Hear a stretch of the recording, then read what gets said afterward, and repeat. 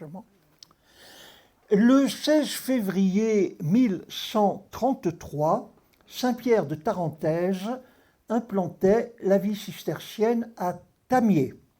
Tamiers, un col faisant communiquer le bassin du lac d'Annecy avec la combe de Savoie, à 900 mètres d'altitude.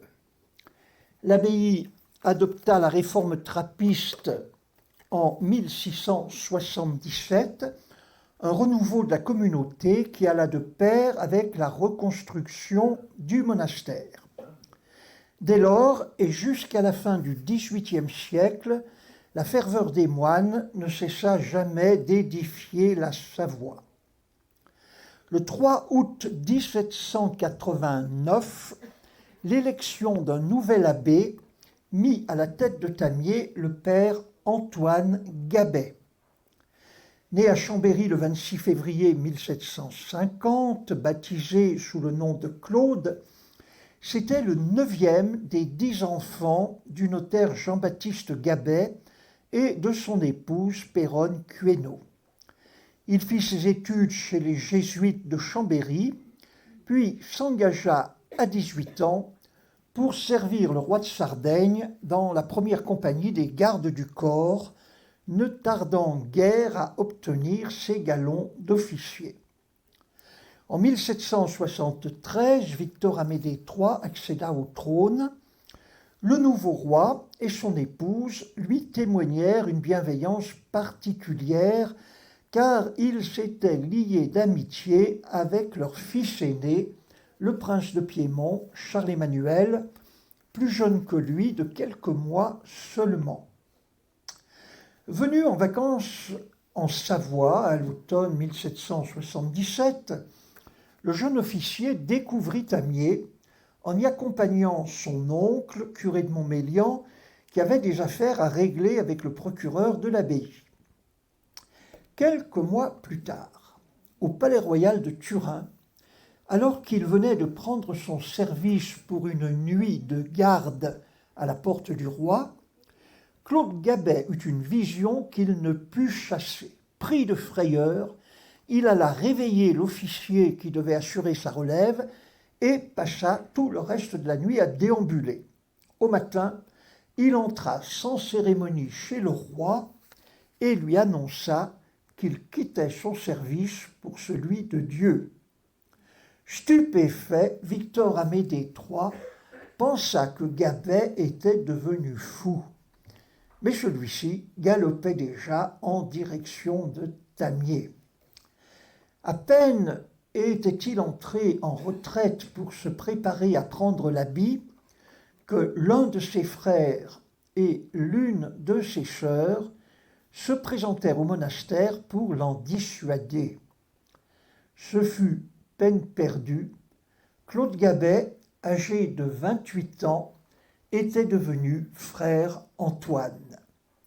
Lorsqu'il eut prononcé ses vœux, l'abbé lui confia une charge de confiance en le prenant comme secrétaire. En 1786, le prince de Piémont vint faire une retraite à Tamiers, où l'avait conduit sa profonde piété et son amitié pour le père Gabet. Il était accompagné de son épouse, Clotilde de France, sœur du roi Louis XVI. C'est au père Gabet tout naturellement que l'abbé confia les princes pendant leur séjour au monastère. Ils revinrent pour une nouvelle retraite en 1788 et témoignèrent leur affection au père Antoine en lui offrant un précieux calice. Le 14 juillet de l'année suivante, à Paris, la prise de la Bastille marqua le début de la Révolution. Quelques semaines plus tard, comme nous l'avons dit tout à l'heure, le père Antoine Gabet était élu abbé de Tamiers. En France, le 13 février 1790, l'Assemblée nationale supprima les monastères. Sitôt disparus, et les abbayes cisterciennes de la Savoie se trouvèrent coupées de leurs racines. Au mois de juin, 300 hommes du village de Chevron montèrent à Tamier, armés de bâtons, de fourches et de fusils, dans l'intention de se faire céder par l'abbé une forêt dont ils revendiquaient la propriété, mais sur laquelle ils n'avaient aucun droit. Ils furent désarmés par la médiation du notaire Voutier et par la mansuétude de Don Gabet. Devant la perspective des inévitables suites judiciaires de cette affaire, l'abbé proposa d'aller lui-même à Turin plaider la clémence pour les émeutiers. Une attitude bien différente de celle du président Joseph de Bavot au Sénat de Savoie, qui réclamait la potence pour les auteurs de tels attroupements, les qualifiant de gens nuisibles et méprisables. Sous l'influence de ce qui se passait en France, la situation était explosive. À Conflans, la population s'en était prise aux Bernardines, à qui elle reprochait d'avoir muré les arcades de la Maison Rouge, achetée par elle en 1774, prétendant que ces arcades leur servaient auparavant de grenettes. À l'hôpital sous Conflans, les esprits étaient remontés contre un spéculateur qui avait fait des stocks de blé. Il se murmurait même que l'on pouvait trouver des cocardes tricolores en papier chez le cordonnier Julliard. Parmi les émigrés réfugiés en Savoie, l'archevêque de Vienne s'était établi à Annecy. En ce mois de juin 1790, il voulut visiter Tamier, dont les premiers moines, conduits par saint Pierre de Tarentaise, étaient venus de Bonnevaux, une abbaye de son propre diocèse. Monseigneur Davio du Bois de Sanzay ne manqua pas d'admirer le clocher de l'église abbatiale. Il venait d'être refait à neuf par les charpentiers Tillier de Faverges. Un an plus tard, le 5 juin 1791, le village de Sainte-Colombe, qui avait déjà brûlé en 1785, fut de nouveau la proie des flammes. Don Gabet s'employa à subvenir généreusement aux besoins des sinistrés. Tant que cela fut nécessaire, les mulets de l'abbaye descendirent chaque jour à Sainte-Colombe chargés de nourriture. Bien des années plus tard, on trouvait encore dans les maisons du village des meubles provenant du monastère, donnés par les moines pour aider les habitants à remonter leur ménage.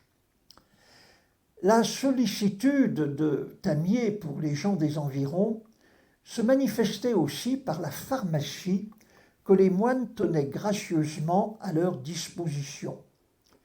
L'apothicaire était le père Étienne Chapuis, qui allait herboriser en montagne à la recherche des plantes nécessaires aux remèdes qu'il préparait. Le recrutement de la communauté restait très satisfaisant. Sur les 6 novices entrés en 1791 et 1792, 2 seulement retournèrent dans le monde avant de prononcer leurs vœux. Le 21 novembre 1791, Tamier accueillit en outre un novice de la Trappe qui avait vu son abbaye supprimée par la Révolution. Mais Don Gabet le renvoya le 3 juin 1792, estimant que sa santé défaillante n'était pas compatible avec la vie de trappiste. Don Gabet reçut encore un moine de l'abbaye de Ceffonds, le père de Meudler, qui ne fit que passer car il souhaitait aller jusqu'en Piémont, où il se fit ermite à Linderito avec l'aide du prince Charles-Emmanuel et de la princesse Clotilde. Le 22 septembre 1792, le jour même où la République était proclamée à Paris, la Savoie fut envahie par l'armée française. Le lendemain, Don Gabet accueillit à Tamier Joseph de Maistre, qui partait chercher refuge en Piémont. L'armée sarde s'était repliée sur la crête des Alpes sans combattre, tandis que son commandant, le vieux général de Lazarie, octogénaire, était venu se cacher au col de Tamier, à la ferme de Malapalus, chez François Favre, le fermier des moines. Celui-ci parvint à l'exfiltrer vers le Piémont. Réunie à la cathédrale de Chambéry, une assemblée nationale souveraine, dite des Allobroges, imposa en quelques jours tout ce que la France avait instauré depuis 3 ans. Le 26 octobre, la vie monastique fut interdite, les monastères supprimés et leurs biens nationalisés. À Tamier, les moines se retrouvèrent du jour au lendemain sans existence légale dans des bâtiments qui ne leur appartenaient plus.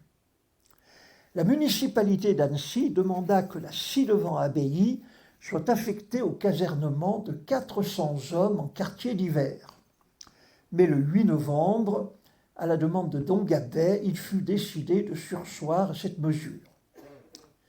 Le 17 novembre, le général Baudre détacha à Tamier le soldat Antoine de Grange du 1er bataillon des volontaires des Landes pour assurer la conservation des biens du monastère nationalisé.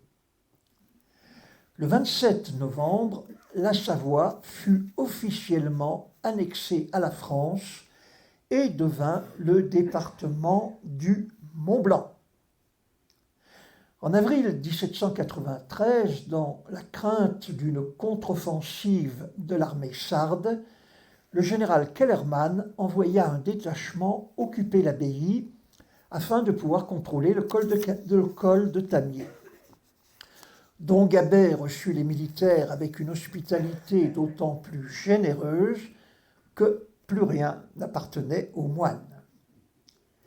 Dans la nuit du 13 avril, alors que les soldats dormaient, 12 religieux, l'abbé en tête, prirent la fuite discrètement grâce aux montures préparées par le fermier François Favre. Ce départ avait été minutieusement concerté avec lui et de longue date. Les moines emportèrent des vêtements, des provisions et de l'argent, des vases sacrés et des livres liturgiques, ainsi que les archives, ce qui n'avait rien d'une fuite improvisée. Par Faverges, Les Essérieux et Thônes, où le curé Joseph Lavorel se joignit à eux, ils gagnèrent le Grand Bornand, puis le col des Ânes, le Reposoir et Cluse, où François Favre les laissa pour revenir à Tamier. Ils atteignirent Sallanches par le pont de Saint-Martin, remontèrent la vallée de Chamonix, franchirent le col des Montais encore très enneigé et parvinrent dans le Valais où, peu avant Trien, ils découvrirent au bord du chemin le cadavre de leur voisin et ami, le père Jean Bailly, curé de Saint-Féréol, mort de froid dans la neige. Après avoir passé le col de la Forclaz, ils descendirent sur Martigny. C'est là que le curé de Thônes les quitta pour se rendre à Montais. De Martigny, ils entreprirent l'ascension du col du Grand Saint-Bernard. Là-haut, l'hospice les accueillit pour 3 jours de halte salutaire. Ainsi réconfortés par les chanoines du Saint-Bernard, ils descendirent à Aoste.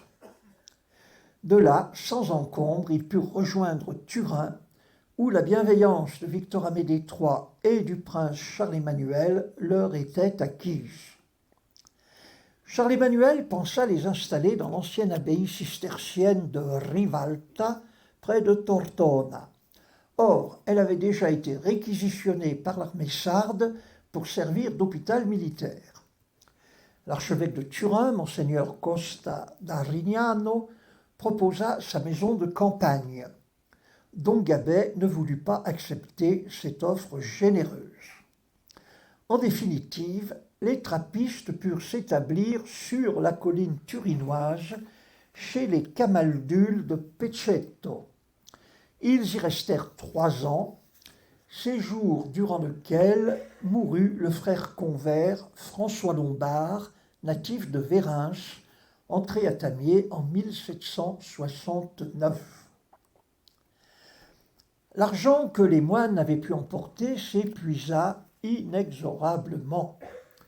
Ne pouvant plus payer leur pension aux Camaldules, ils durent quitter Pecetto à la veille de Noël 1796. Avec le soutien de Charles-Emmanuel IV, qui venait de succéder à son père sur le trône chancelant du royaume de Sardaigne, Don Gabet et ses moines trouvèrent refuge sur une colline du Mont Ferrat, entre Asti et Casale, dans un ancien ermitage appelé Madonna dei Monti, dépendance de l'abbaye de Grazzano. Il fut mis à leur disposition par monseigneur Saint-Marcel, un prélat dont l'anneau pastoral est aujourd'hui conservé à l'évêché d'Annecy.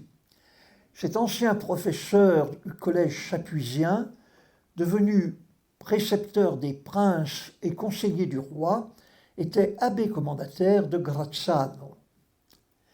La subsistance des moines fut assurée par le roi lui-même, qui leur faisait verser une allocation.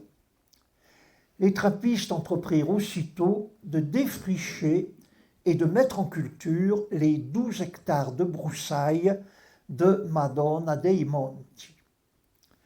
Les paysans des alentours se montrèrent toujours très bienveillants à leur égard. Il est vrai que, retirés dans notre solitude, nous aimions à ignorer ce qui se passait dans le monde. Et lorsque nous étions obligés de nous y trouver, jamais on nous vit d'aucun parti. Regardant tout individu comme notre frère, nous ne prenions aucun parti dans les débats produits par la différence des idées politiques. En décembre 1798, Charles-Emmanuel IV dut abandonner le Piémont aux Français, ne conservant plus que l'île de Sardaigne sous sa souveraineté. Avec le départ du roi, disparut l'argent qu'il envoyait à Madonna dei Monti. Mais les moines allaient enfin pouvoir assurer leur subsistance grâce aux fruits de leur travail.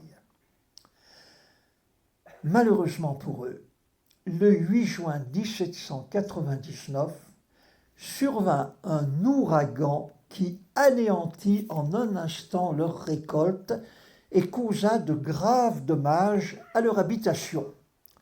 Ils se trouvaient réduits à la nécessité d'aller mendier leur pain. L'évêque d'Asti, monseigneur Arborio Gattinara, leur ayant refusé l'autorisation de quêter dans son diocèse, ils durent se séparer. Don Gabet se retira à Chambéry auprès de sa sœur Philippine et du plus jeune de ses frères, l'avocat François Gabet. Celui-ci avait milité ardemment dans les rangs des Jacobins, était devenu secrétaire du district de Chambéry et venait d'être nommé membre du conseil de préfecture tout juste créé. Philippine, pour sa part, avait épousé Philibert Bataillard, dignitaire de la franc-maçonnerie, maire républicain de Chambéry et admirateur inconditionnel du premier consul. Bonaparte, à l'occasion de ses campagnes militaires en Italie, avait pu mesurer les difficultés et les dangers que présentait la traversée des Alpes. Le 21 février 1801, il prit la décision suivante. Il sera établi sur le Simplon et sur le Mont-Cenis un hospice pareil à celui qui existe sur le Grand Saint-Bernard. Ces hospices seront servis par des religieux du même ordre que ceux du Grand Saint-Bernard. Les hospices du Grand Saint-Bernard, du Simplon et du Mont-Cenis ne formeront qu'une seule maison sous les ordres du même supérieur. On était fin février. Les 2 nouveaux hospices à construire devaient être en activité dès le mois de juillet. Celui du Mont-Cenis fut doté de 20 000 livres de revenus produits par la culture du riz dans l'important domaine de Selve à Salasco, une dépendance de l'ancienne abbaye de Mulegio près de Verceil. Mais le prévôt du Grand Saint-Bernard, monseigneur Louder, fit savoir qu'il était dans l'incapacité de fournir le personnel nécessaire, sa maison pouvant à peine suffire à l'hospitalité du Grand Saint-Bernard. Le ministre de l'Intérieur, Jean-Antoine Chaptal, écrivit alors au préfet du Mont-Blanc que le premier consul voulait voir l'hospice du Mont-Cenis en activité dans le plus bref délai. En conséquence, il l'autorisait, à défaut de religieux de l'ordre du Grand Saint-Bernard, à en confier l'administration à des personnes qui lui paraîtraient pouvoir remplir les vues du gouvernement. Aussitôt, le préfet Antoine de Sauzet informa monseigneur Louder que le futur hospice du Mont-Cenis, tout en restant de son ressort, serait confié, en attendant que les chanoines du Saint-Bernard puissent le prendre en main, à Claude Gabet, abbé ci-devant à l'abbaye de Tamier, homme exercé par état à la bienfaisance et à l'hospitalité, et recommandable par les vertus qui, en honorant l'humanité, rendent la religion plus respectable. C'est bien sûr à l'instigation de son frère, conseiller de préfecture, et de son beau-frère, le maire de Chambéry, que don Gabet avait été proposé pour prendre la responsabilité du Mont-Cenis. Préalablement, afin de donner au préfet un gage de sa fidélité au gouvernement, il dut prêter serment à la récente constitution de l'an 8 aux grandes dames du chanoine Aubriot de la Palme, âme de la résistance du clergé chambérien à la Révolution. Le chanoine lui ayant fait connaître qu'il ne croyait pas pouvoir approuver cette promesse, il lui en exprima son regret et protesta qu'il était parfaitement soumis en tout à l'autorité du Saint-Siège. Au Mont-Cenis, l'hospice fut mis sur pied avec une impressionnante célérité. Il fut inauguré le 12 octobre 1801. En présence du préfet du Mont-Blanc, le sous-préfet de Saint-Jean-de-Maurienne fut chargé de reconnaître et faire reconnaître le religieux Gabet à titre d'administrateur général et chef d'un établissement mis sous la protection du gouvernement français et sous la sauvegarde de toutes les vertus civiles et religieuses.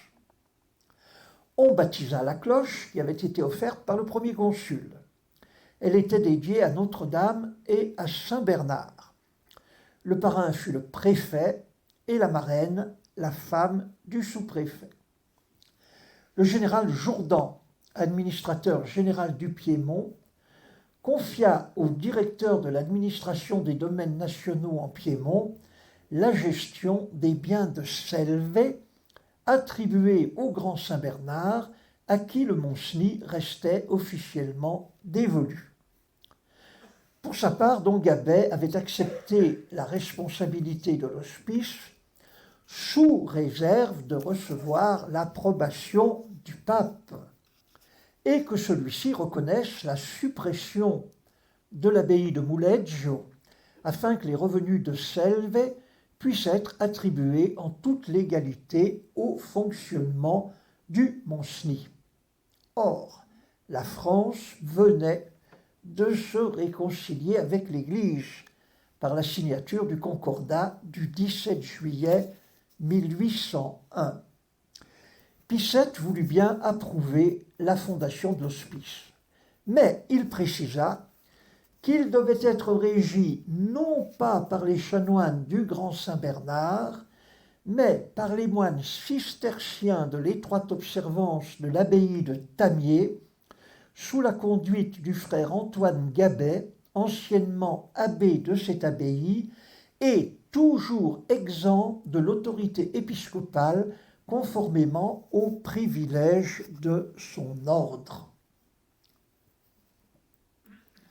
Le premier consul adjoignit aux revenus provenant de Selve ceux de l'ancienne abbaye de la Novalaise, monastère situé au pied du mont Sny côté italien, ceux de l'octroi de Turin, plusieurs biens à Casale et dans la région d'Alexandrie, ainsi que l'ancien couvent des Capucins de Suse, et, afin d'assurer le poisson nécessaire à la table de l'hospice, le lac du Mont-Sny, échangé avec la commune de Lanslebourg contre des pâturages. En réponse à la demande qu'en avait fait Don Gabet, le gouvernement donna son accord pour que les trappistes continuent à suivre la règle de saint Benoît. Vous avez désiré vivre sous la règle de saint Benoît. Le gouvernement vous y autorise. La règle de saint Benoît offre des détails qui ne pourraient s'accorder avec l'état actuel de toutes choses. Vous pouvez choisir dans cette règle les préceptes et les conseils que vous jugerez convenables. Vous rédigerez ainsi votre code intérieur et vous le présenterez à la sanction du gouvernement avant l'exécution. Toutefois, le gouvernement n'admit pas l'exemption de l'autorité épiscopale. Vous vivrez sous la juridiction de l'évêque diocésain. Mais cet évêque ne pourra commuer la juridiction à qui que ce soit, il l'exercera en personne. Le gouvernement ne permit pas non plus le port de la coule traditionnelle, de tels vêtements étant toujours interdits. Don Gabet désirait que les nouveaux religieux qui rejoindraient la communauté du Mont-Sny soient autorisés à faire la promesse suivante. Mon Père, je vous promets ainsi qu'à vos successeurs légitimes obéissance suivant la règle de saint Benoît, la conversion de mes mœurs et la stabilité dans le monastère, c'est-à-dire les 3 vœux traditionnels prononcés depuis toujours par tous les moines engagés dans la vie monastique. Portalis, conseiller d'État chargé des cultes, présenta cette requête à Bonaparte en ayant recours à une étrange argumentation visant à démontrer que cette promesse n'avait rien à voir avec les vœux monastiques interdits par la loi. Aujourd'hui, il n'y a plus de monastère. On n'admet plus les vœux proprement dits. L'établissement du Mont-Sny sera unique en son genre. La promesse que l'on fait prêter n'est qu'un moyen d'agir sur les consciences et d'engager dans le fort intérieur et aux yeux de Dieu des hommes qui se vouent à un genre de vie trop pénible pour qu'on n'ait pas besoin de les fixer au moins par quelque engagement moral. La promesse de stabilité que l'on fera en entrant dans l'établissement et par laquelle on voue obéissance au supérieur selon la règle de saint Benoît ne pourra jamais être transformée en profession solennelle ou, ce qui est la même chose, en vœu proprement dit. Bonaparte se laissa convaincre. Le premier consul a très bien senti que la religion seule peut produire les vertus nécessaires à ceux qui se consacrent à un service pour lequel il faut des encouragements d'un autre ordre que ceux qui peuvent venir de la main des hommes. Vous vous abstiendrez toutefois de toute profession solennelle, parce que ce genre de profession monastique est incompatible avec nos lois françaises. vos religieux ne feront que la promesse qui était tracée dans votre lettre. C'est ainsi que la République, qui avait supprimé la vie monastique et en poursuivait l'éradication systématique, fonda et dota une abbaye cistercienne au Mont-Cenis en faveur de l'abbé de Tamier et de ses moines, leur accordant de suivre la règle de saint Benoît et de s'y engager selon les vœux traditionnels, tout en faisant semblant de croire que ces vœux n'étaient pas l'engagement prohibé par la législation républicaine. Le cardinal Caprara, légat auprès du gouvernement français pour la mise en application du Concordat, fit part à Don Gabet de l'accord du pape pour l'affectation au Mont-Cenis des revenus des rizières de Selve. Sa sainteté a daigné accueillir avec bonté votre supplique et l'intérêt que le gouvernement français prend à l'établissement d'un hospice de charité sur le Mont-Cenis.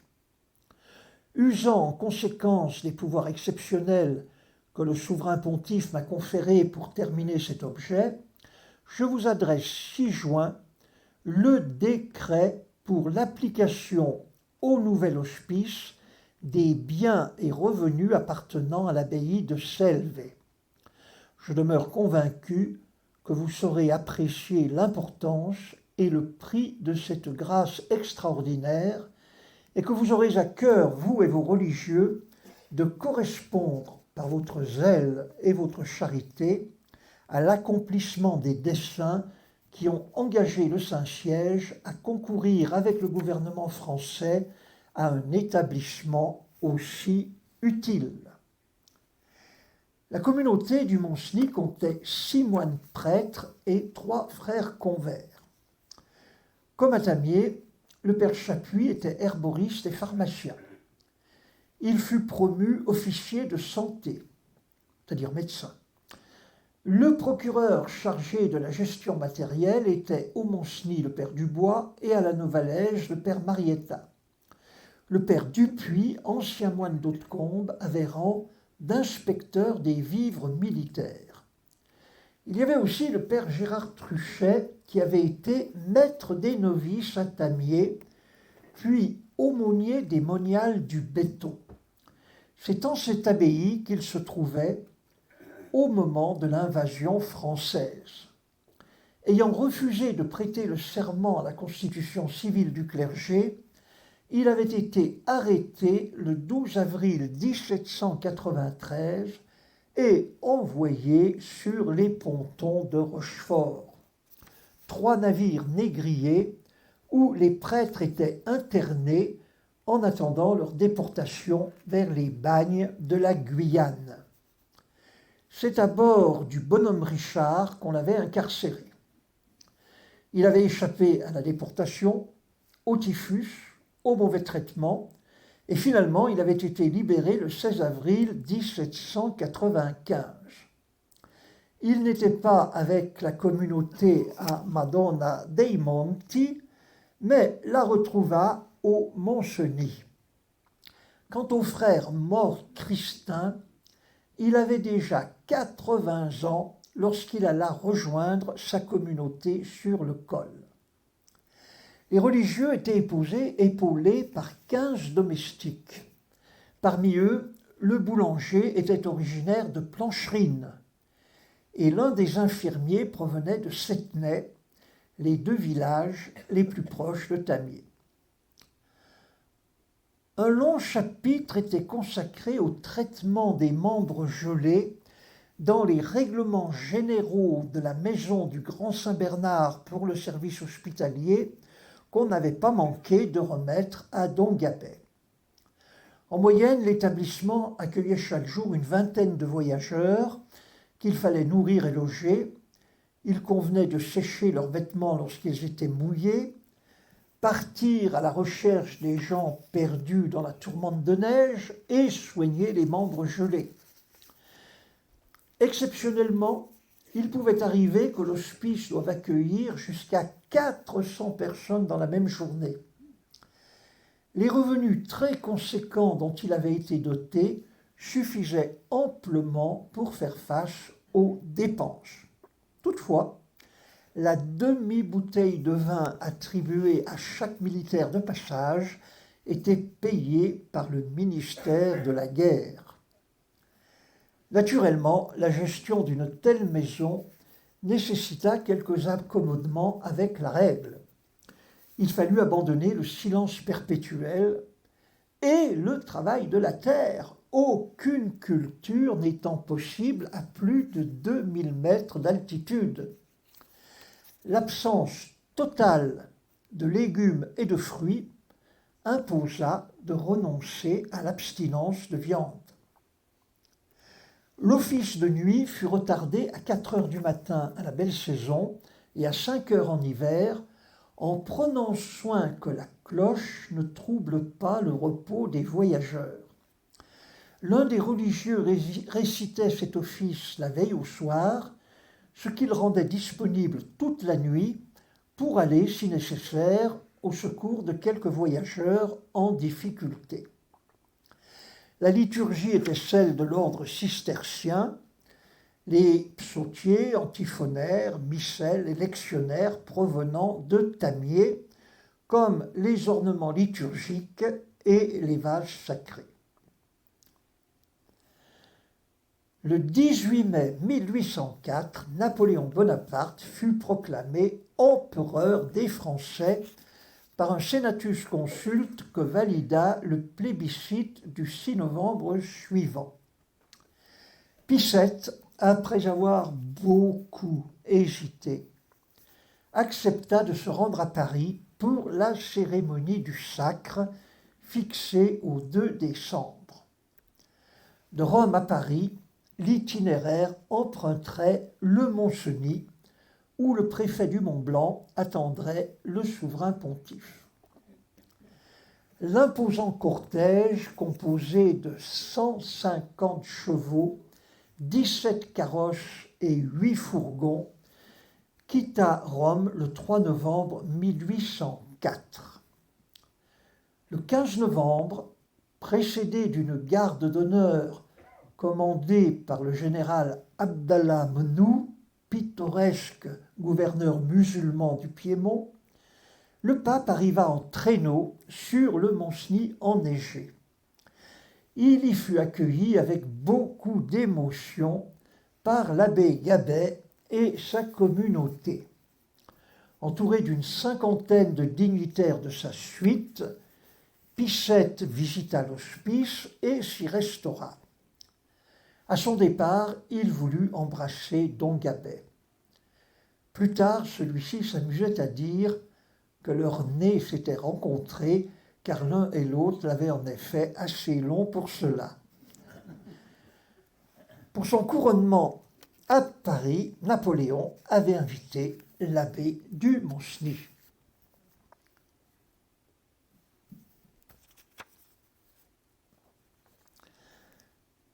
Cet abbé, d'une taille avantageuse, d'un maintien si noble, d'une figure si pleine de majesté et en même temps de douceur et de gravité, fut remarqué. Pendant la cérémonie du sacre, un bel homme d'une taille de 5 pieds 6 pouces, revêtu des insignes pontificaux, portant sur la tête une mitre qui allait parfaitement à sa taille, fixa tous les regards de tous ceux qui étaient présents à la cérémonie. Dans le célèbre tableau de David, un personnage dont l'identification n'a jamais été certaine et pour lequel plusieurs noms sont proposés, pourrait bien être Don Gabet. Il s'agit d'un prélat mitré, les mains jointes, qui occupe une place remarquable juste derrière le cardinal Caselli qui tient la croix. Ce personnage affiche une ressemblance indéniable avec un portrait de Don Gabet qui fut longtemps conservé au Mont-Cenis. Joseph de Verneil, alors préfet du Mont-Blanc et ami de Don Gabet, mentionne dans ses mémoires la présence de celui-ci à Paris au moment du sacre de Napoléon et rapporte une anecdote survenue lorsque l'abbé du Mont-Cenis rendit visite à Cambacérès, l'archichancelier de l'Empire. Lors de son retour à Rome, Pie VII fit étape à Chambéry, où il logea à l'hôtel des Marches, rue Croix d'Or. Don Gabet était venu l'y attendre pour l'accompagner jusqu'au Mont-Cenis. Il assista à la messe du pape et fit admettre sa famille au baisement des pieds de sa sainteté. Rituel au cours duquel sa nièce, Claudine Bataillard, ne put s'empêcher de pouffer de rire. Le 22 avril 1805, Pie VII était de nouveau l'hôte de Don Gabet et de ses moines au Mont-Cenis. Le pape les quitta en emportant le meilleur souvenir de l'accueil que la communauté des trappistes lui avait réservé. En témoignage de gratitude, il offrit un calice qu'il avait lui-même consacré. Après le départ du pape, Don Gabet ne manqua pas de lui adresser une lettre de remerciement. Pie VII répondit par des propos pleins de louanges sur l'accueil qu'il avait reçu tant à l'aller qu'au retour de son voyage à Paris, et sur le témoignage de charité chrétienne que les religieux donnaient aux voyageurs. Napoléon, devenu empereur des Français, ne pouvait demeurer simple président des Italiens. Le 5 février 1805, il se résolut à devenir roi d'Italie. La cérémonie de son couronnement à Milan fut fixée au mois de mai. Napoléon et Joséphine quittèrent Tamier le 31 mars et arrivèrent au Mont-Cenis le 19 avril. L'empereur se plut à faire remarquer à Don Gabet qu'il était le seul et unique abbé de tout son empire et lui laissa entendre qu'il aurait plaisir à le voir à la cérémonie de Milan. Il inspecta l'hospice et décida d'y apporter quelques améliorations. Le 2 mai, le secrétaire d'État Hugues Bernard Maret, futur duc de Bassano, fit part à Don Gabet d'un décret que l'empereur avait signé la veille. L'hospice du Mont-Cenis, dont les bâtiments sont déjà élevés, sera terminé dans le courant de la présente année. L'hospice sera environné de murs qui en fermeront une cour et un jardin. Dans le courant de l'an 14, il sera construit une grange et une écurie capable de contenir 60 chevaux. Et dans le courant de l'an 15, il sera construit une chapelle. L'hospice sera tenu d'entretenir constamment un chirurgien. 3 jours plus tard, depuis Alexandrie, le préfet du palais impérial envoyait à l'abbé du Mont-Cenis son invitation officielle au couronnement. En outre, il était chargé par l'impératrice de remercier Don Gabet pour les confitures que celui-ci lui avait offertes. Puis, le 15 mai, depuis Paris, le général Decrès de Saint-Germain expédia au Mont-Cenis un portrait de l'empereur. Le 26 mai, dans la cathédrale de Milan, Napoléon ceignit l'antique couronne des rois lombards en l'absence du pape qui avait refusé de participer à la cérémonie et qui était rentré directement à Rome. En revanche, l'abbé du Mont-Cenis était bien présent et put s'entretenir de nouveau avec Napoléon et Joséphine. Le 8 juillet 1805, sur la route qui les ramenait en France, les nouveaux souverains firent encore une halte à l'hospice. Napoléon fit le constat que le Mont-Cenis n'avait guère de moyens d'information et décida d'y remédier. Le 22 juillet, depuis le palais de Saint-Cloud, son chef de cabinet faisait parvenir ce message à Don Gabet. « J'ai l'honneur de vous annoncer, monsieur, qu'à partir de demain, les principaux journaux de Paris vous seront adressés. » Le 19 mai 1806, le ministre de l'Intérieur fit envoyer par la diligence une caisse contenant les volumes de la dernière édition de La Flore française, un ouvrage pouvant rendre service au père Étienne Chapuis, herboriste et pharmacien de l'hospice. Le 2 juin, Don Gabet remercia le ministre et sollicita l'envoi d'autres ouvrages. À part quelques livres que chaque religieux a pour son usage, c'est là toute notre bibliothèque. Jusqu'à présent, nous n'aurions eu aucun emplacement pour les déposer, mais aujourd'hui que nous commençons à en avoir, nous espérons que votre Excellence voudra bien se rappeler de nous. Nous recevrons à 2 mains ceux qu'elle daignera nous envoyer.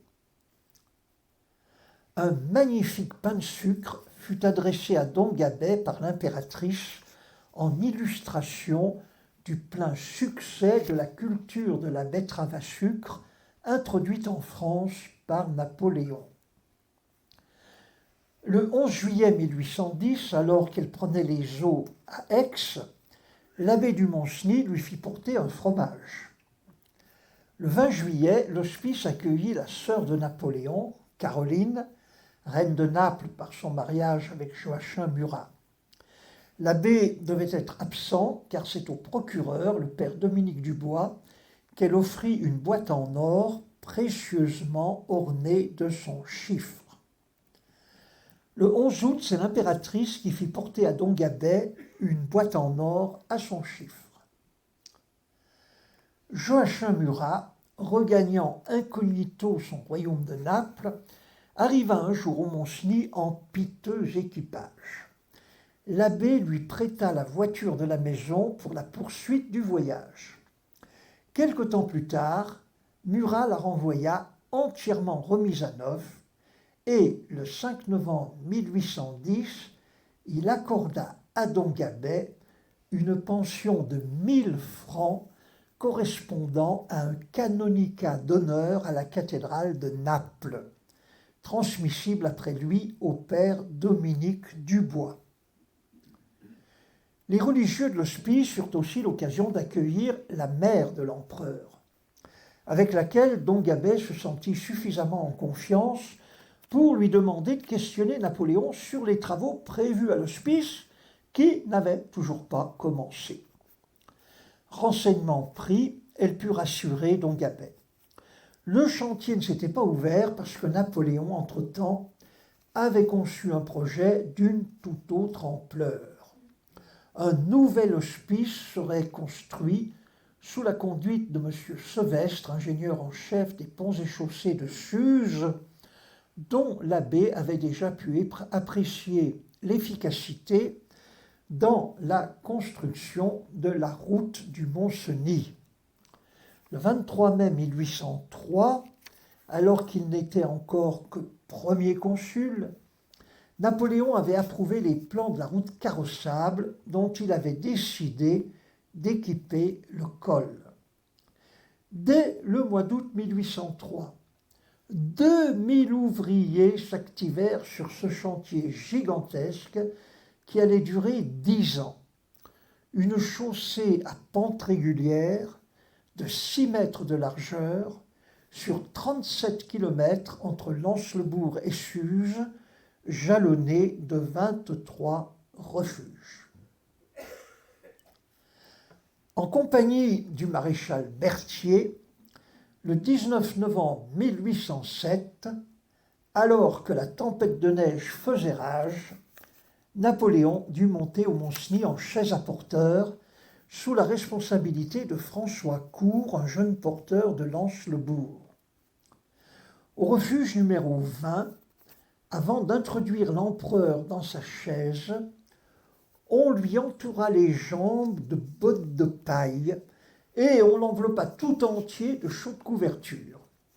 Il parvint ainsi à l'hospice malgré le vent, la neige et quelques chutes au long du trajet, pendant lequel il se montra moins courageux que sur les champs de bataille. On le déposa devant Don Gabet et ses religieux, qui furent fort étonnés de voir sortir de ce paquet mystérieux l'empereur sain et sauf, quoique un peu secoué et effrayé.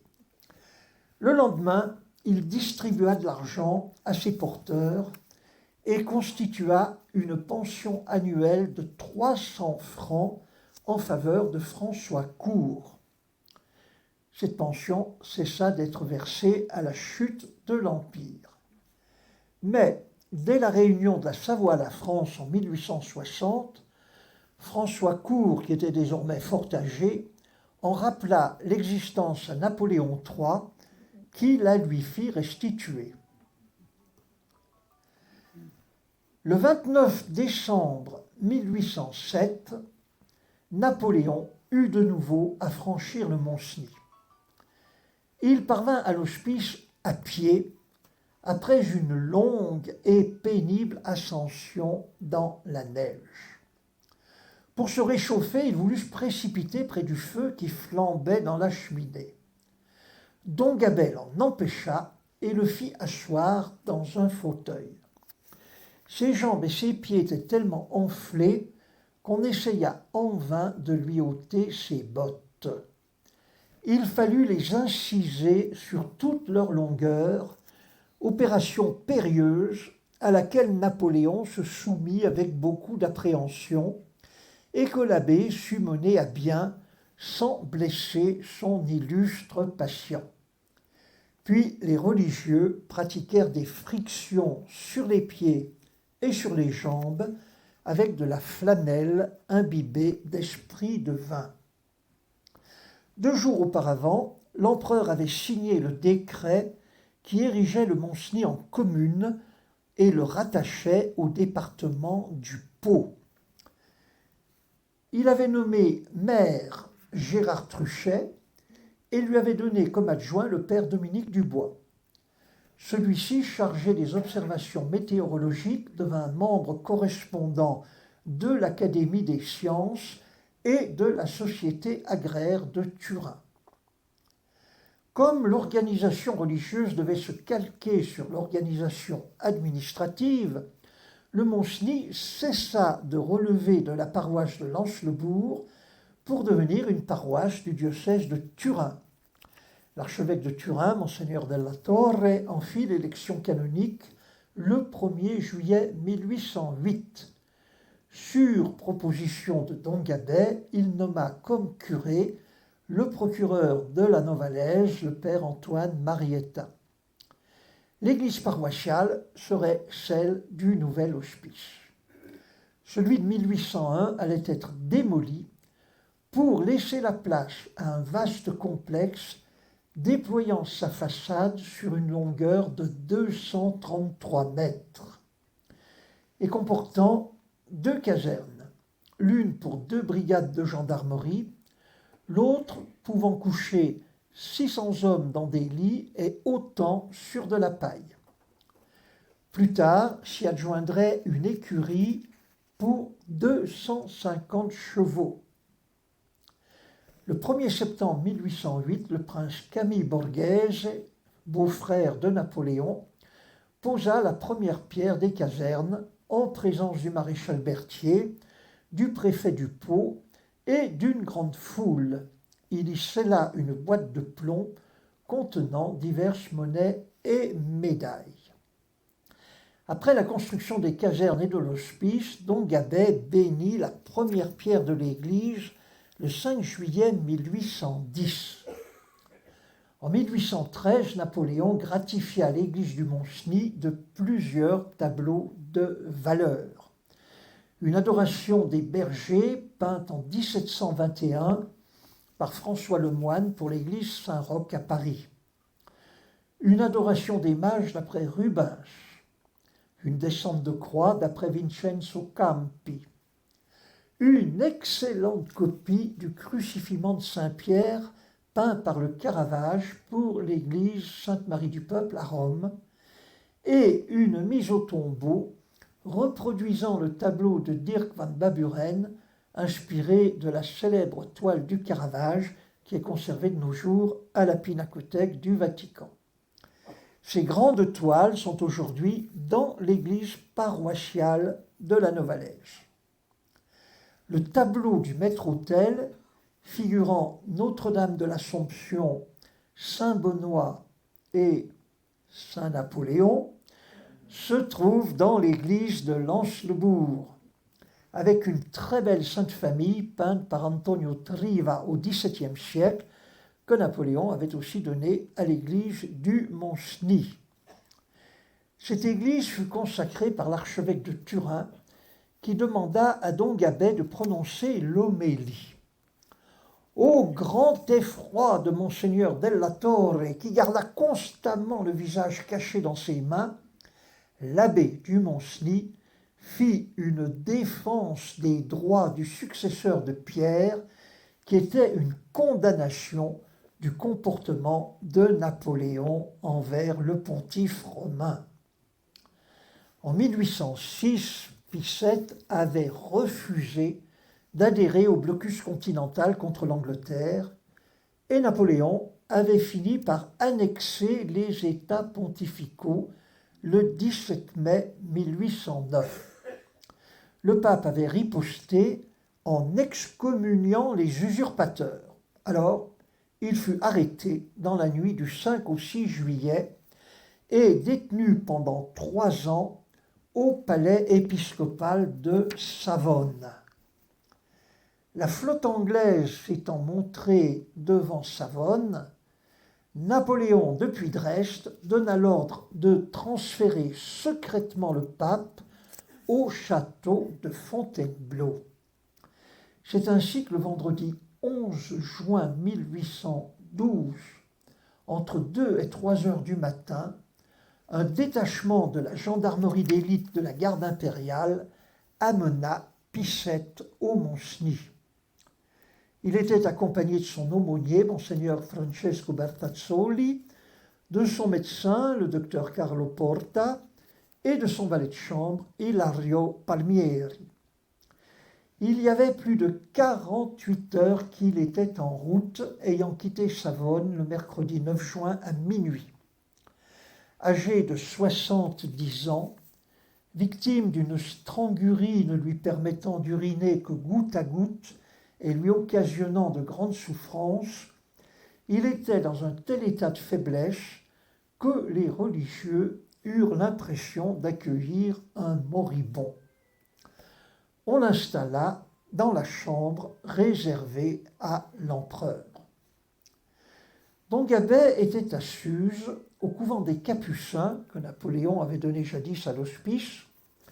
Il s'y entretenait avec un homme d'affaires qui, ayant eu à sortir, fut intrigué par une voiture stationnant sous étroite surveillance. La femme d'un aubergiste lui apprit qu'elle transportait le pape. Il courut informer de cette incroyable nouvelle Don Gabet, qui se hâta de rejoindre l'hospice, non sans de grandes difficultés, la route étant interdite par d'importantes forces de sécurité. Les difficultés redoublèrent pour entrer dans l'hospice, qui avait été vidé de tous ses occupants, à l'exception des religieux. Puis, il fallut encore parlementer avec le capitaine Lagorce, responsable du transfert du souverain pontife, pour pouvoir accéder auprès de celui-ci. Le convoi aurait dû repartir dès le lendemain, samedi 13 juin 1812, mais le pape était intransportable. Son médecin demandait au moins 3 ou 4 jours de repos avant de reprendre la route. Néanmoins, le capitaine voulait repartir sans tarder. Or, l'état du pape, à qui la douleur arrachait des cris, ne faisait qu'empirer. Don Gabet parvint à convaincre Lagorce qu'il avait certes reçu l'ordre de conduire son prisonnier à Fontainebleau sans s'arrêter, mais pas l'ordre d'y conduire un cadavre. Le capitaine envoya une estafette à Turin demander des ordres au prince Borghese. La réponse arriva dans la soirée du 13 juin. Camille Borghese exigeait un départ immédiat. Comme l'état du pape ne le permettait absolument pas, le capitaine Lagorce ordonna qu'on fît venir un chirurgien.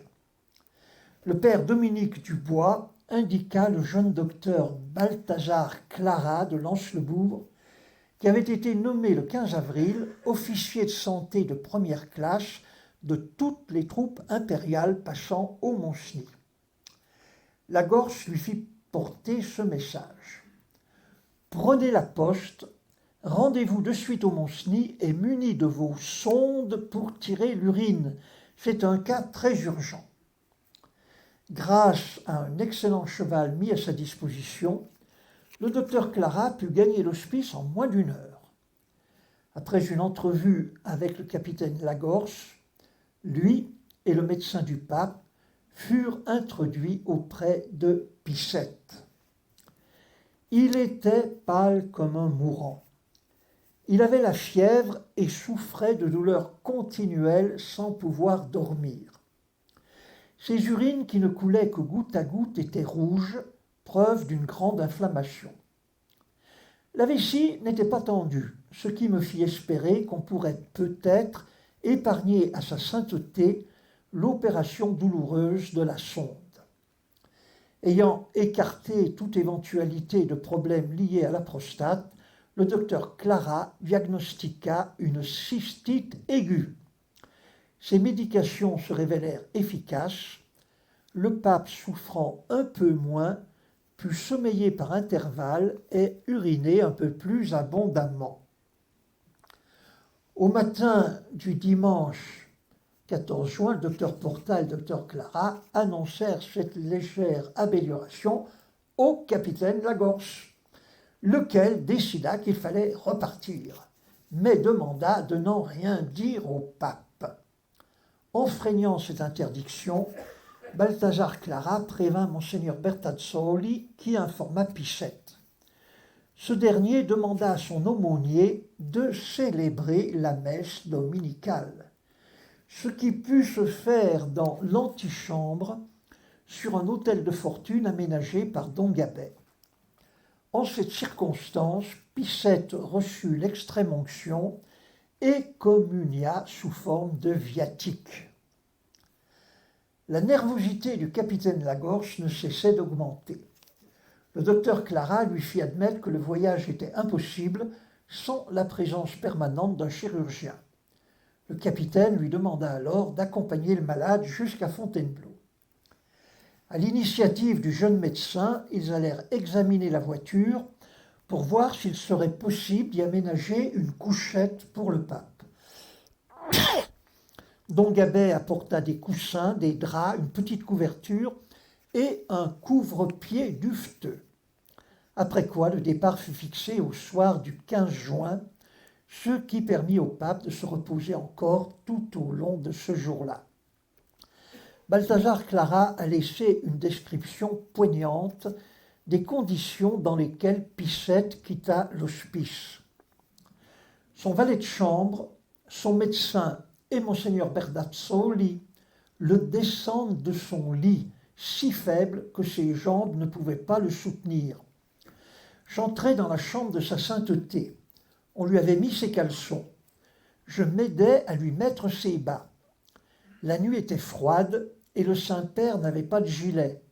Il lui fallait descendre dehors presque en bras de chemise. À l'instant, je courus prendre chez le père Dominique un gilet neuf tricoté et j'en habillai le souverain pontife. On lui mit ensuite un frac sur les épaules, de couleur grise, et c'est dans cet équipage que 2 officiers de gendarmerie le portèrent à sa voiture.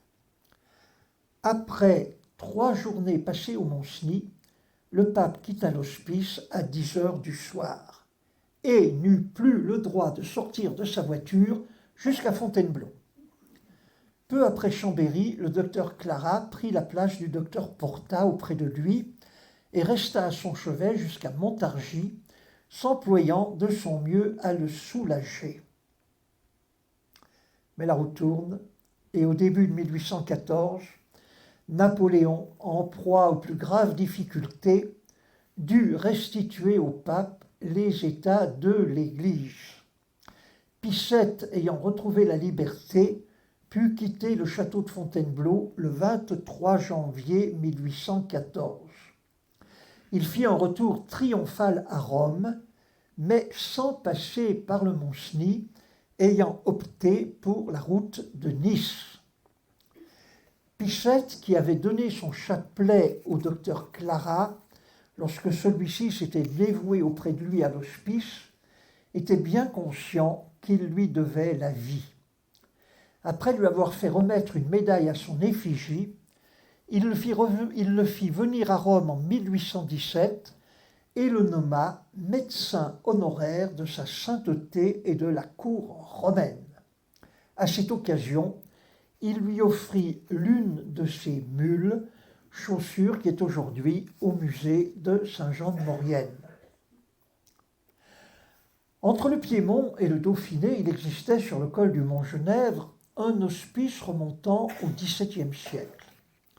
En 1806, Napoléon l'avait restauré, lui affectant des revenus en Piémont et le confiant à la gestion des trappistes de la congrégation de la Val-Sainte. Le rabbin général, dont Augustin de l'Étrange, plus préoccupé du renouveau de la vie trappistine que du rôle hospitalier du Mont-Genèvre, détourna une part importante des revenus pour l'affecter à des écoles conçues comme des pépinières de futurs novices. En 1804, les trappistes de l'abbé de l'Estrange avaient racheté l'ancienne abbaye bénédictine de la Cervara en Ligurie.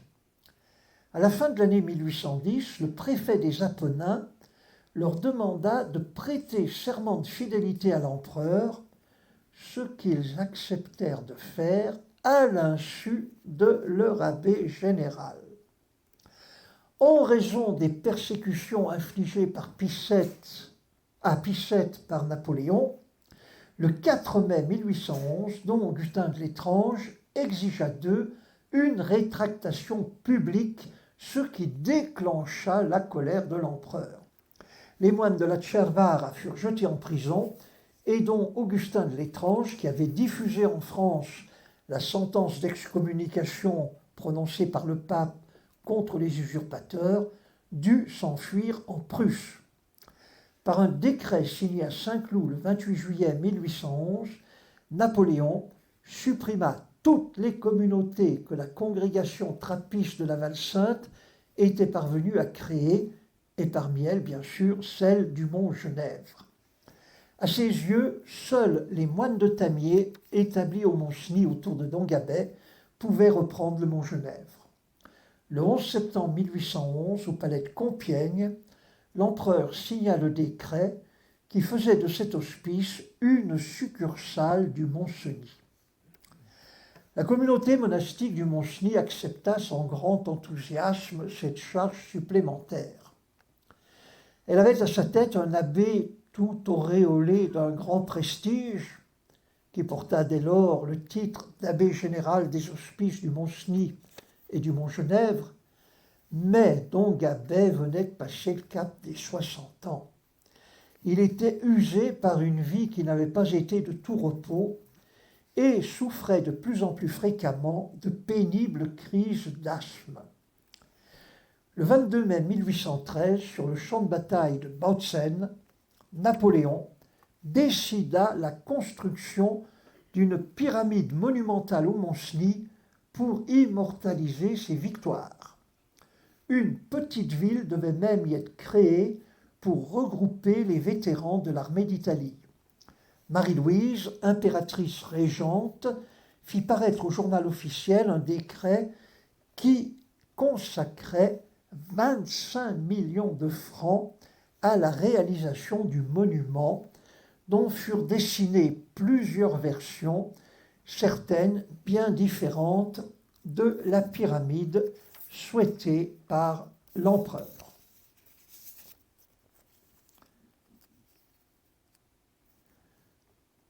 Le 21 novembre 1813 survint la mort de Dongabet, âgé de 64 ans. Le 23 novembre, le père Dominique Dubois écrivit au ministre des Cultes pour qu'il porte aux pieds de l'empereur la supplique des moines demandant l'autorisation de pouvoir élire un successeur à leur abbé défunt. Napoléon donna son accord et la communauté mit à sa tête le père Antoine Marietta. Le 11 avril 1814, Napoléon signait son abdication à Fontainebleau. L'Empire s'était écroulé et avec lui le grand projet que l'empereur avait conçu pour le Mont-Cenis. En 1967, pour remplacer l'hospice noyé sous les eaux de la retenue du barrage hydroélectrique du Mont-Cenis, c'est une chapelle pyramidale qui fut construite. On lui donna cette forme à dessein pour évoquer la pyramide qu'avait souhaité Napoléon. Lors de l'élection de novembre 1813, le père Dubois, qui était le bras droit de Dongabeh au Mont-Cenis, avait pensé que la crosse abbatiale lui reviendrait assez naturellement. Ses confrères ayant élu le père Marietta, il en éprouva de l'amertume et obtint de Rome sa sécularisation. Il se retira à Annecy, sa ville natale, redevenant Sébastien Dubois en reprenant son nom de baptême. Grâce à sa prébande de chanoines de la cathédrale de Naples, héritée de Dongabeh, il devint le bienfaiteur de la paroisse de Thônes dont le curé était son grand ami. Il y fit construire les oratoires du Calvaire, dota l'hôpital et finança la venue des sœurs de Saint-Joseph. Lorsqu'il mourut en 1835, les Thônins reconnaissants allèrent chercher son corps à Annecy pour qu'il repose parmi eux et gravèrent son nom dans le marbre sur la façade de leur église. Avant lui, un autre moine avait déjà fait défection, le père Amédée Ducrot. Lors de l'installation de la communauté au Mont-Cenis, il avait été chargé par Dongabeh de recouvrer des créances ainsi que tout ce qui n'avait pas été vendu légalement par la nation. Au lieu de rapporter à l'hospice le résultat de ses recherches, il se l'appropria. Dongabeh lui demanda de rendre des comptes, à moins que vous ne vouliez être poursuivi comme les autres débiteurs, ce qui me serait dur. Les documents manquent pour savoir comment se termina cette regrettable affaire de détournement. Le père Ducrot mourut en 1827, âgé de 76 ans, à La Roche-sur-Foron, où il s'était retiré et où il célébrait la messe tous les jours dans l'église paroissiale. Quant au père Bernard Mouton, né à Turin en 1764, moine prophète de Tamier en 1784, il avait quitté l'abbaye le 25 septembre 1792, 3 jours après l'invasion de la Savoie par les troupes de la France révolutionnaire. Il rejoignit son frère François à Carouge, ville où celui-ci joua un rôle de premier plan dans la Société des Amis de la Liberté, émanation locale du Club des Jacobins. Le père Mouton, ayant prêté le serment constitutionnel, fut élu curé de Carouge le 17 mars 1793. Le 10 août, il célébra une messe solennelle sur l'autel de la patrie pour l'anniversaire de la prise des Tuileries. En novembre, alors qu'il n'était déjà plus curé de Carouge, il fut arrêté comme individu véhémentement soupçonné d'avoir des relations criminelles avec le Piémont contre le pays des Allobroges. Il échappa à la guillotine, mais son frère, qui avait critiqué Robespierre, fut décapité à Paris le 1er mai 1794. Mouton s'engagea alors dans l'armée pour subvenir aux besoins de sa belle-sœur et de ses neveux. L'ancien moine de Tamier parvint difficilement au grade de capitaine des dragons et fut le plus souvent cantonné dans des emplois administratifs, loin de la gloire des champs de bataille de l'Empire. taraudé en permanence par la culpabilité d'avoir renié ses vœux monastiques. Accusé faussement d'avoir séduit la femme d'un adjudant par son général qui convoitait lui-même la belle, il fut mis en position de réserve en 1808. Malgré ses tentatives de retrouver un emploi dans l'armée et malgré l'appui de plusieurs généraux, il fut définitivement mis à la retraite en 1811 à 47 ans. Désireux de se réconcilier avec l'Église, il se rendit à Lucerne pour se faire absoudre par le nonce apostolique en Suisse, Monseigneur Testaferrata. Il fit un pèlerinage à Notre-Dame d'Einsiedeln et fut réintégré dans le clergé savoyard au cours d'une retraite des prêtres qui se tenait en septembre 1818 à La Roche-sur-Foron. Après de nouveaux pèlerinages, il voulut revoir Tamier dévasté et retrouva chez un habitant de Chevron le taux abbatial de Saint-Pierre de Tarentaise qu'il rapporta à don Antoine Marietta, successeur de don Gabet au Montcheny.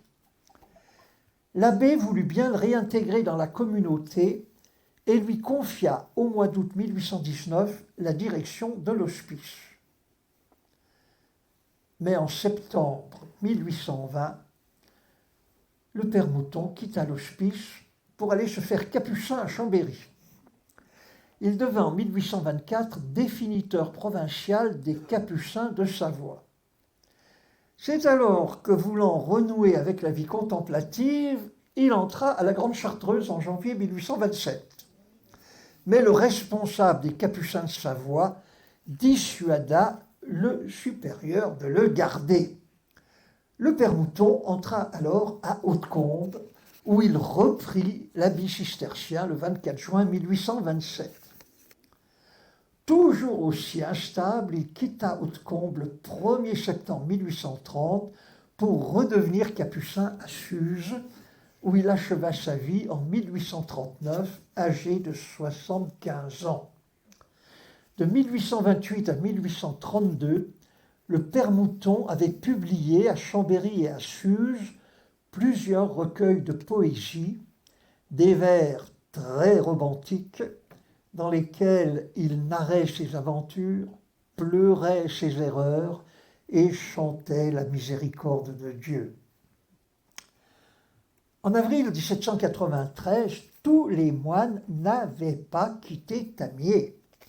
Parmi ceux qui étaient restés au monastère, le père Jean-Baptiste Pichon, procureur de l'abbaye, septuagénaire et accablé d'infirmité, il refusa de prêter le serment à la constitution civile du clergé. L'administration du district le garda néanmoins à l'abbaye pour qu'il puisse mettre au courant le régisseur laïque à qui fut confiée la gestion du monastère. Le père Jean Granger, âgé de 40 ans, qui était déjà prêtre à son entrée au monastère en 1782, semble s'être retiré dans sa famille. Le 7 juin 1793, il obtint de la nation que lui soient restitués les effets restés dans sa cellule de Tamier. Les 7 autres religieux restés à Tamier étaient des frères convers et des oblats. Contrairement au procureur, ils acceptèrent de prêter le serment, ce qui leur permit de réclamer pour survivre un traitement et quelques meubles. Ah, pardon. Alors, il va falloir retrouver.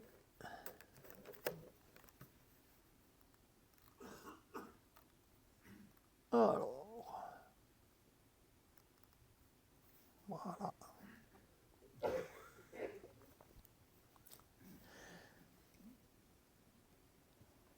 L'un des oblats, le frère François Berger, se rétracta du serment civique à Chevron le 6 septembre 1795. Les frères convers Nicolas Sondage et Maure Christin trouvèrent refuge chez François Favre à Malapalu. Par la suite, ils prêtèrent le serment, mais le frère Maure se rétracta et, je vous l'ai dit tout à l'heure, rejoignit don Gabet au Mont-Cenis alors qu'il avait déjà 80 ans. En 1815, lorsque Victor Emmanuel Ier retrouva le trône de ses ancêtres, l'hospice du Mont-Cenis fut doté par le gouvernement sarde d'une rente annuelle de 18 000 francs en échange de tous les revenus que lui avait attribués le gouvernement français et qui revinrent à l'économat royal. Le père abbé et la communauté résidèrent désormais à l'abbaye de la Novalaise, à l'exception de 4 religieux astreints par roulement à une permanence à l'hospice où le fonctionnement était assuré par du personnel laïque, dont Antoine Marietta mourut le 31 décembre 1820. Il eut pour successeur l'herboriste et apothicaire du Mont-Cenis, le père Étienne Chapuis. Le choix d'un religieux qui avait déjà 68 ans trahissait l'essoufflement d'une communauté privée de forces vives. Le 11 septembre 1821, renonçant à l'identité cistercienne de la communauté, il obtint qu'elle soit rattachée à la congrégation bénédictine cassinienne. Dernier abbé de la communauté cistercienne qui avait pris son essor à Tamier en 1133 sous la conduite de Saint-Pierre de Tarentaise, dont Étienne Chapuis mourut en 1835, âgé de 82 ans. Pendant tout ce temps, qu'était devenue l'abbaye de Tamier? Bétail, mobilier et vivres avaient été mis en vente par la nation dès septembre 1793, à l'exception du vin réservé à l'armée. En février 1794, la flèche baroque du clocher fut abattue en application d'un arrêté d'Albit, représentant du comité de salut public dans les départements de l'Ain et du Mont-Blanc, une démolition d'autant plus odieuse qu'on réquisitionna pour cette besogne les charpentiers qui en avaient assuré la construction 5 ans plus tôt.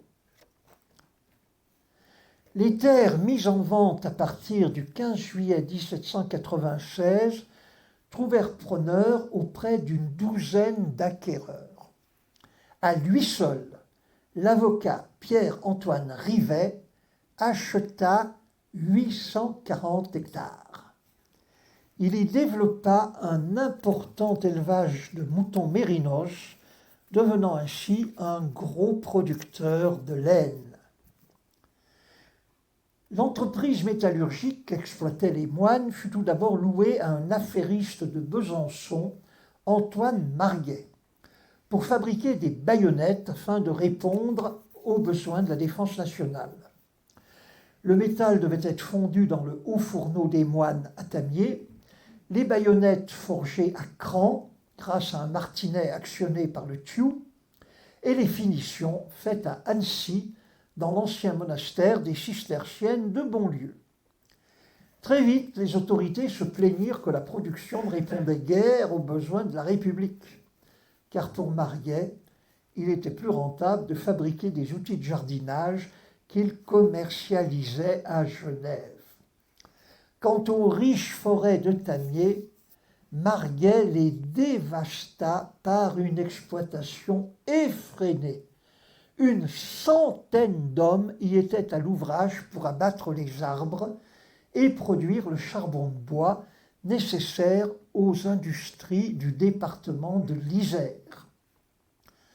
Dans ces circonstances, la nation mit un terme aux activités de Marguet et loua l'affaire au négociant chambérien Joseph Biron, qui l'exploita jusqu'en 1810. À cette date, l'entreprise fut vendue. Donc la nation n'en garde plus la propriété, elle vend l'entreprise, et l'entreprise fut acquise par un industriel de Grenoble nommé Antoine Clay. Celui-ci découvrit un gisement de fer à la Sambuie à 2000 mètres d'altitude et l'exploita sans autorisation légale, fabriquant un peu de matériel agricole, mais préférant vendre aux usines métallurgiques de l'Isère la fonte produite à Tamier. Clay ayant fait faillite, l'entreprise fut mise en vente aux enchères publiques le 3 octobre 1813. Elle fut achetée pour 24 960 francs par Pierre-Antoine Rivet, le principal acquéreur des terres de tamier sur lesquelles il élevait des mérinos. Malheureusement pour lui, le 30 mai 1814, le traité de Paris qui rendait la Savoie au roi de Sardaigne mit une frontière entre le Haut-Fourneau de Tamier et les mines de fer des Hurtières où il s'approvisionnait. Le Genevois et la Savoie propre demeuraient en effet sous souveraineté française, conservant de manière usuelle l'appellation de département du Mont-Blanc, alors que le nom officiel fut celui de département du Fier. La frontière entre la France et la Sardaigne passait au col de Tamier. Le 20 janvier 1815, Rivet écrivit au préfet « Les événements politiques de l'année dernière et les entraves que j'éprouve de la part des douaniers piémontais m'ont empêché jusqu'ici et m'empêchent encore de remettre en activité l'usine de Tamier. On ne veut pas me laisser sortir le minerai de la Savoie. J'ai tenté une seule fois d'en sortir dans le courant de novembre. Tous mes mulets ont été saisis. » Après les 100 jours et la défaite définitive de Napoléon à Waterloo, un second traité de Paris, signé le 20 novembre 1815, rendit l'intégralité de la Savoie au roi de Sardaigne. Rivet put remettre en activité le Haut-Fourneau de Tamier en le faisant fonctionner avec le minerai provenant de Saint-Georges-d'Hurtières, mais aussi avec du minerai d'Alvar et de Cuva. Une partie de la gueuse produite à Tamier était vendue à Claude Cabot pour sa forge de Cran, puis à partir de 1817 au maître de forge Frère Jean, créateur des forges de Cran. Le 24 mai 1824, Rivet revendit la totalité de ses biens provenus de Tamier, y compris l'entreprise métallurgique, pour 225 400 livres neuves de Savoie. Marché conclu avec la Bande Noire, association d'affairistes de la Drôme. Ceux-ci louèrent les forges de Tamier aux frères Balédier d'Annecy, qui fabriquèrent des ustensiles de ménage en fonte moulée, une production qui leur valut une médaille de bronze à l'exposition de Turin de 1829, date à laquelle l'usine de Tamier employait 102 ouvriers. En 1831, les frères Balédier quittèrent Tamier pour aller créer leur propre fonderie à Sampierre d'Arena, aux portes de Gênes. La Bande Noire ne chercha pas à les remplacer. Le 17 juin 1837, elle vendit l'usine de Tamier à Benoît Frère Jean. Et celui-ci obtint le 31 octobre 1838 l'autorisation de transférer l'exploitation du Haut-Fourneau de Tamier à Cran. On a cette magnifique gravure du Haut-Fourneau de Tamier qui est un document tout à fait exceptionnel. Ce fut l'arrêt définitif de la métallurgie à Tamier. Quant à l'abbaye elle-même, les révolutionnaires avaient eu l'intention de l'incendier. Lorsqu'on répara la toiture en 1832, on découvrit dans les combles une réserve de Tavaillon où on avait placé un sachet contenant du charbon de bois d'où s'échappait une mèche prête à être mise à feu. Finalement, le monastère fut vendu aux enchères le 5 janvier 1800 à une association de 6 acquéreurs constituée par le fermier François Favre dans le fol espoir d'un prochain retour des moines. Lorsque la perspective de ce retour se révéla une chimère, c'est, comme vous l'avez vu tout à l'heure, Pierre-Antoine Rivet qui acheta le bâtiment, d'abord pour en louer une partie à l'entreprise métallurgique de Tamier, qui était intéressée par l'Église pour y entreposer son fer. En conséquence, Rivet dut vider l'église. Il vendit le retable du maître-autel pour l'église du Grand Bornand, les stalles pour la cathédrale de Chambéry, la chaire pour l'église du Gine et l'autel de la Vierge pour la chapelle du comte de Chevron-Villette dans l'église de Gier. Quant aux moines ensevelis dans les caveaux de Tamier, le curé de Plancherines fit transférer leurs ossements sous son église le 14 novembre 1810. L'achat du monastère à Rivet par la Bande Noire avait pour objectif sa démolition pour en monnayer les matériaux.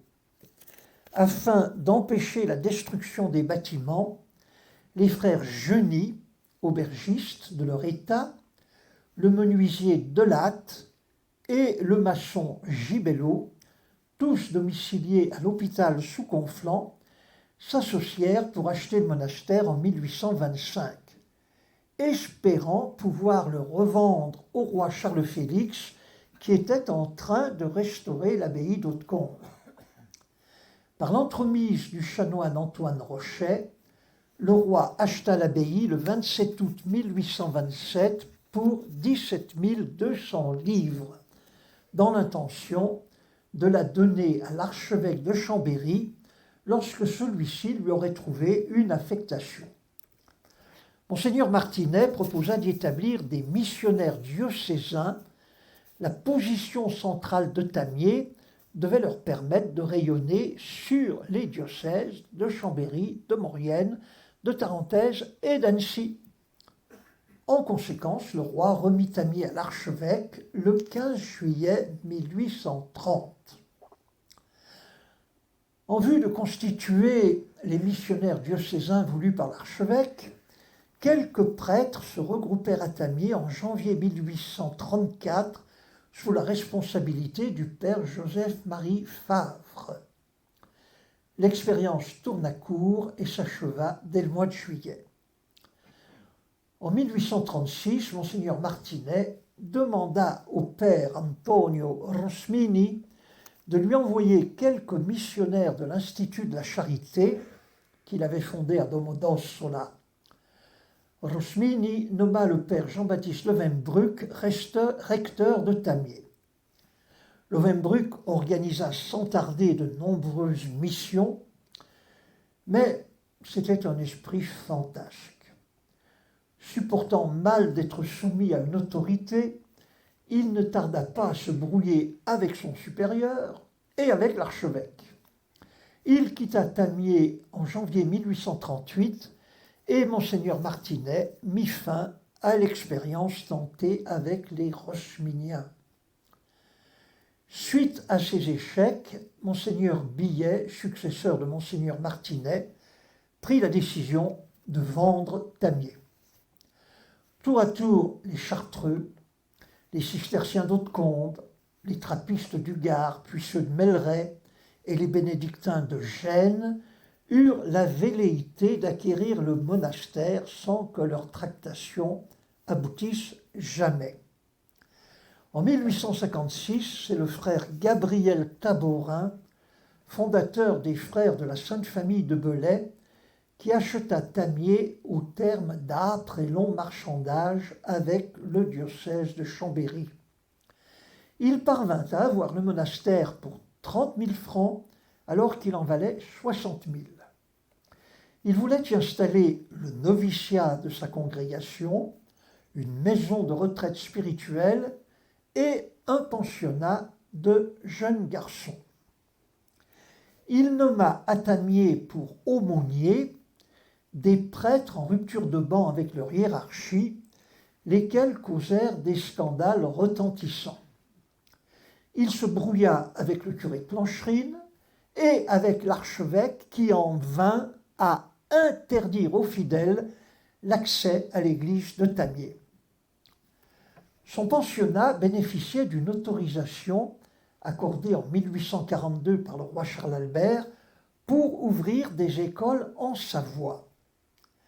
Lorsque la Savoie devint française en 1860, le pensionnat de Tamier dut demander l'agrément du gouvernement de Napoléon III.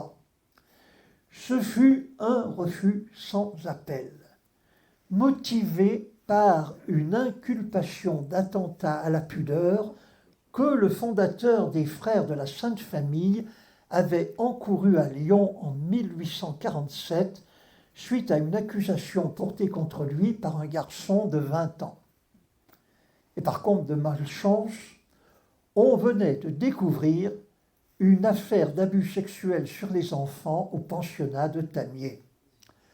Dans ces conditions, Gabriel Taborin fut contraint de revendre Tamier.